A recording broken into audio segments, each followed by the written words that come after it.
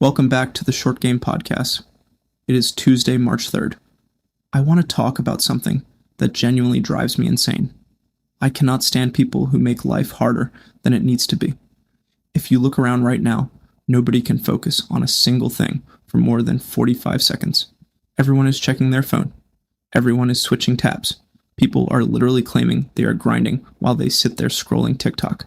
It is the business equivalent of driving 45 miles an hour in the left lane. It is sloppy, it is oblivious, and it is entirely avoidable incompetence. Today we are reading the book that fixes this, Deep Work, by Cal Newport. I'm Drew Maitner. I run NexYear.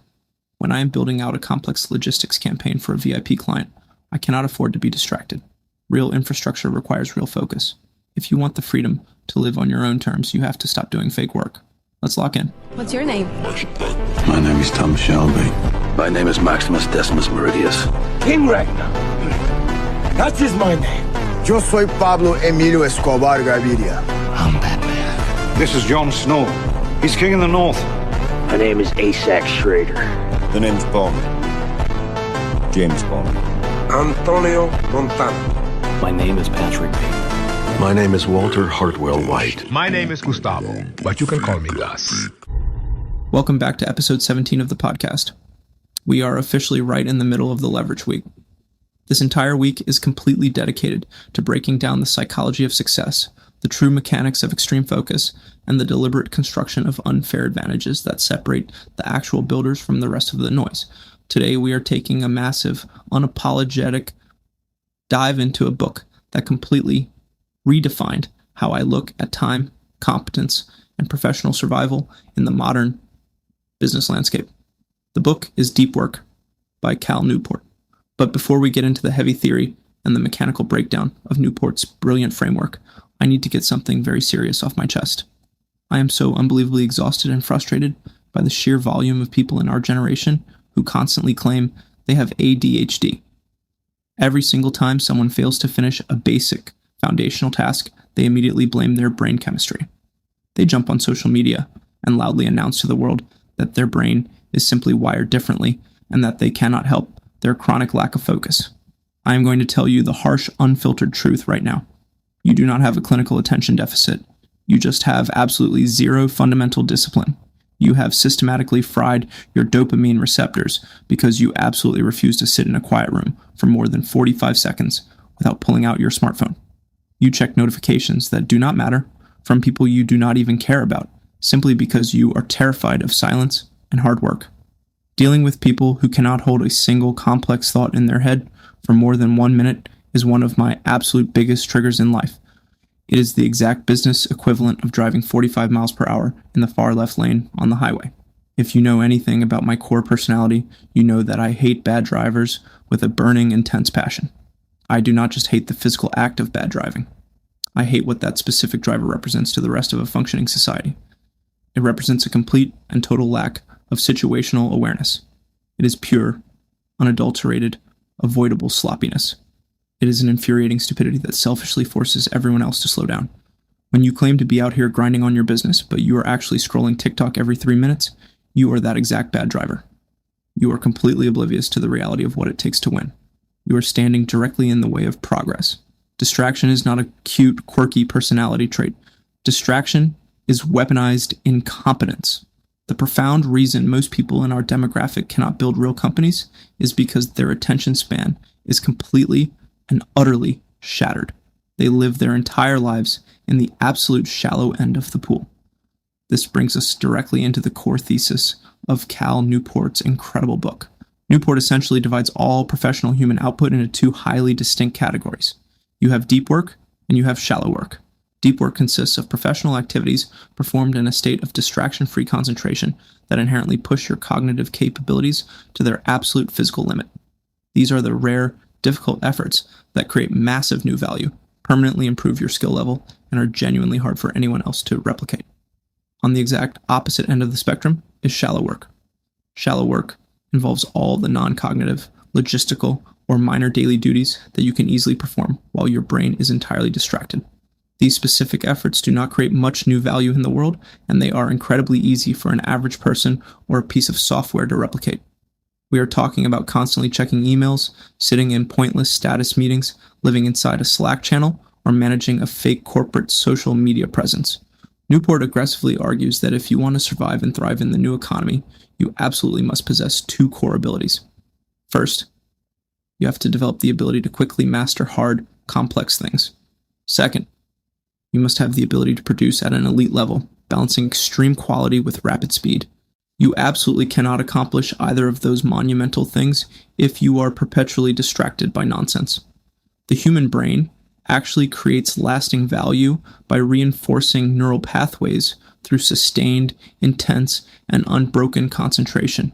When you attempt to multitask, you completely destroy that delicate neurological process.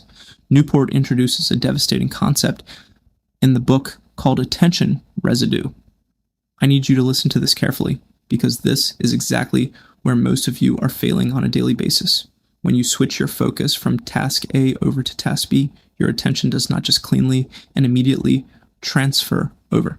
A very significant portion of your attention remains stuck, hovering as a thick residue over the original task. So, if you are writing a massive, complex, logistical proposal and you briefly stop to check your inbox, your brain literally leaves a residue of attention on those unread messages.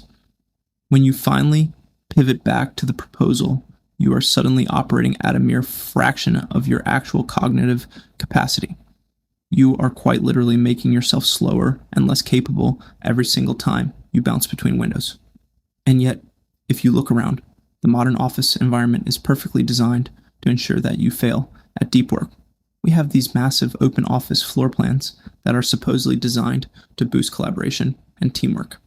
In reality, they just create a massive, inescapable echo chamber of visual and auditory distractions. You have coworkers constantly wandering by your desk, people yelling loudly on the phone, and absolutely zero privacy to sit down and think. Then you layer the toxic culture of instant messaging directly on top of that physical chaos. Platforms like Slack and Microsoft Teams have trained an entire generation of workers to expect an immediate, rapid-fire response to every tiny question. Even massive traditional organizations pressure their top talent to maintain a constant engaging social media presence. All of these modern trends actively counteract the immense value of focused execution. Newport identifies this systemic issue as the paradox of deep work. Despite the glaring fact that deep work is becoming increasingly valuable and incredibly rare in our economy, workplace cultures are actively making it harder to accomplish. Why does this systemic failure happen? Newport explains it perfectly using a concept called the metric black hole. It is incredibly difficult for a company to objectively quantify the negative financial impact of small, constant daily distractions. Because management cannot clearly measure how much raw productivity is lost to a quick Slack message, they just ignore the problem entirely. This creates what Newport famously calls the principle of least resistance. Without clear, undeniable metrics to guide their professional behavior, people will naturally default to whatever is easiest in the moment. It is significantly easier to quickly reply to a group thread than it is to sit down in silence and solve a highly complex, multi-layered problem. This inevitably leads to a fraudulent culture where busyness is used as a proxy for actual productivity. People desperately want to look busy. If you are constantly sending rapid-fire emails and talking loudly in every single meeting, you look like a dedicated team player. But you are not actually producing anything of elite, lasting value. Newport points to the legendary founding story of Microsoft to show what real, terrifying focus actually looks like. Back in 1974, Bill Gates essentially launched a billion-dollar industry by locking himself inside a room for 2 entire months. He was writing the highly complex basic software for the Altair personal computer. He worked with such extreme, serial obsession that he would literally fall asleep sitting right at his keyboard. He would wake up an hour later and instantly resume typing the exact line of code where he had just left off. That is the raw, undeniable power of deep work. It is a pragmatic, hard skill that produces monumental, world-changing results. Now, Newport does mention that there are very rare exceptions to this rule, like Jack Dorsey. Jack Dorsey can run Twitter and Square simultaneously while bouncing between 100 tiny tasks all day. But Newport makes it clear that Dorsey is a high-level executive whose unique role literally demands constant high-level decision-making, which is absolutely not the reality for the rest of us. If you want to achieve anything close to greatness, you have to actively train your mind to embrace pure boredom. Our brains have been disastrously rewired by the constant, glowing presence of smartphones. If you pull out your phone the very second you feel a tiny hint of boredom, like waiting in line for a coffee, you are destroying your neurological capacity for deep focus. You are teaching your brain that it never has to tolerate a lack of novel stimuli. To fix this broken wiring, Newport heavily suggests that you must deliberately schedule specific breaks from focus, rather than taking breaks from distraction. You need to practice what he specifically refers to as productive meditation. You go for a long physical walk and physically force your brain to focus on a single specific professional problem the entire time.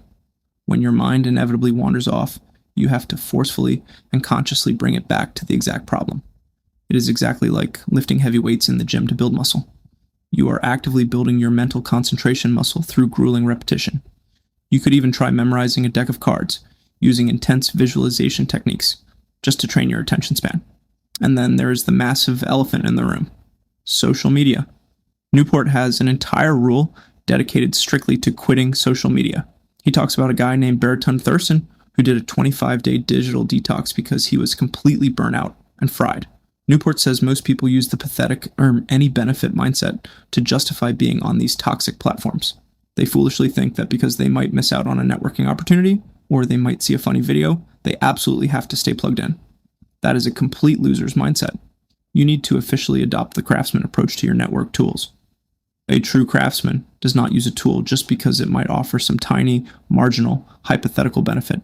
A craftsman only adopts a tool if its positive impact massively and undeniably outweighs its negative impact on their core mission.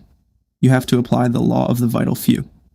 Identify the absolute most important goals in your life and mercilessly cut out the digital noise that does not specifically serve those goals. Newport challenges you to take a strict 30-day detox from all social media. Do not announce your departure, just quietly leave. After 30 days, look in the mirror and ask yourself two simple questions. Would my last 30 days have been notably better if I had used these services?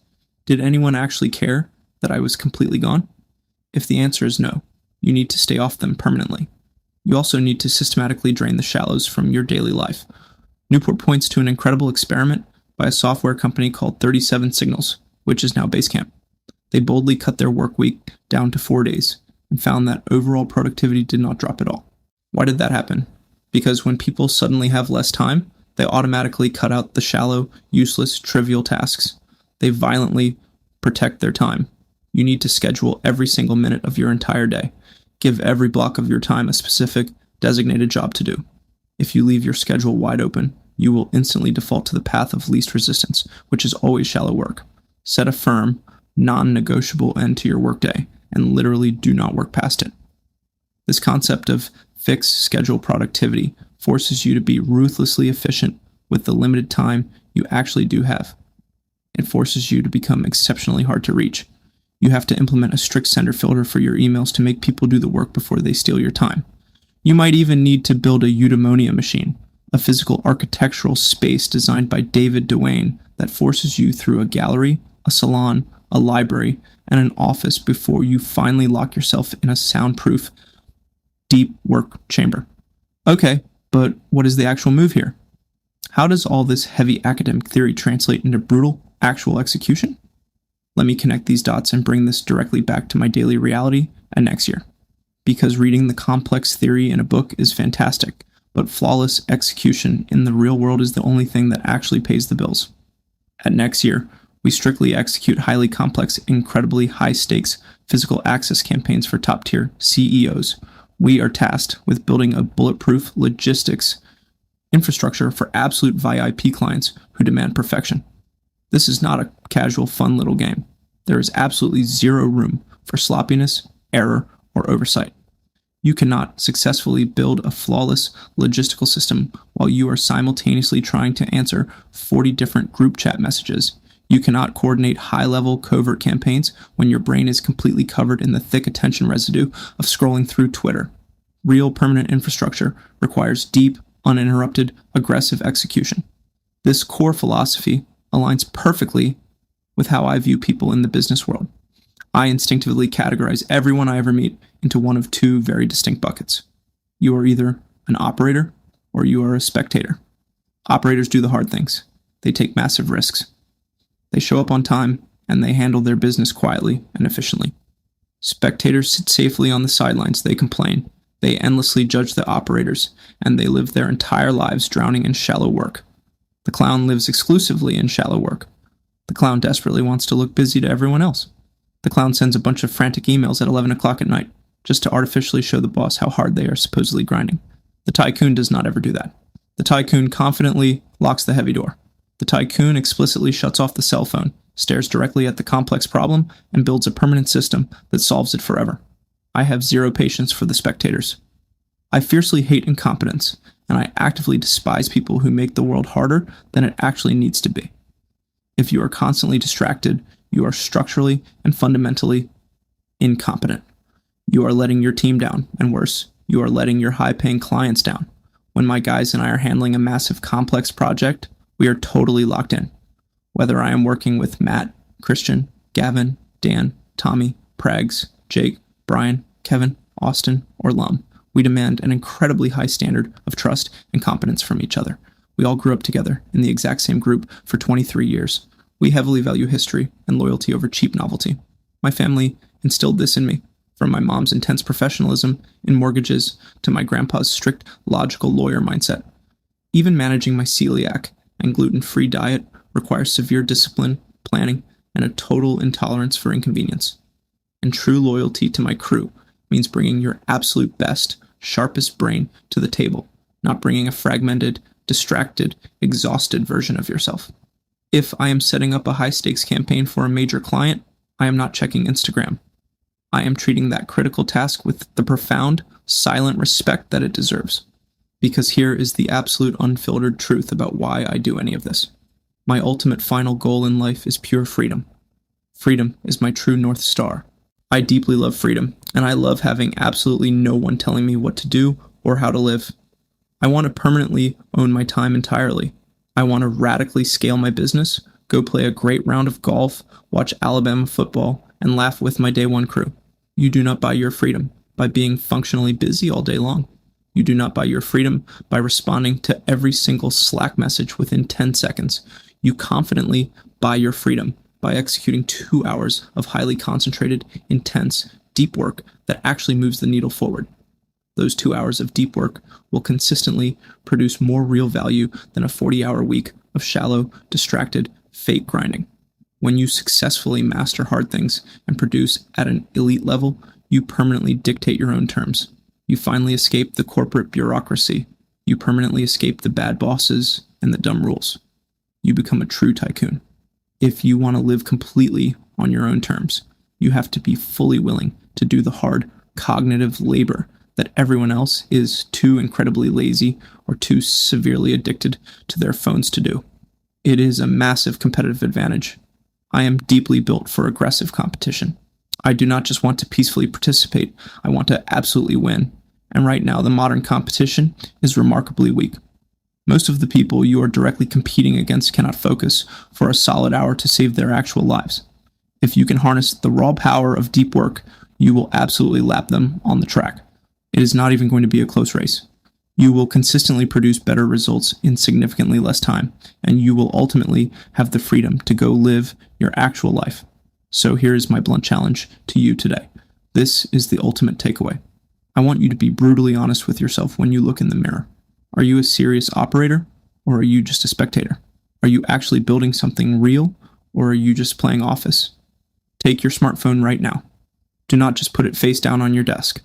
Literally. And physically remove it from your presence and put it in another room. Close every single tab on your computer except the one that you absolutely need. Set a timer for exactly 90 minutes. I firmly want you to sit there and actively try to do 90 minutes of pure, uninterrupted, deep work on your hardest, most complex task. No music with distracting lyrics. No quick, innocent checks of the email inbox. No getting up for a random snack. Just you and the absolute hardest task on your plate.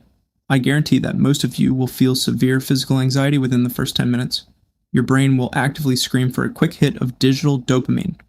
You will suddenly remember an urgent email that you just have to send right now. Ignore it completely. Push aggressively through that mental barrier. I want to see if you even know how to sit peacefully with your own thoughts anymore. Because if you cannot conquer that 90 minutes, you are never going to build anything that actually lasts. You are never going to get that ultimate freedom. You are just going to be another terrible driver in the left lane, selfishly slowing everyone else down. Lock the heavy door. Do the hard work. Stop being a clown. I will see you guys on the next episode.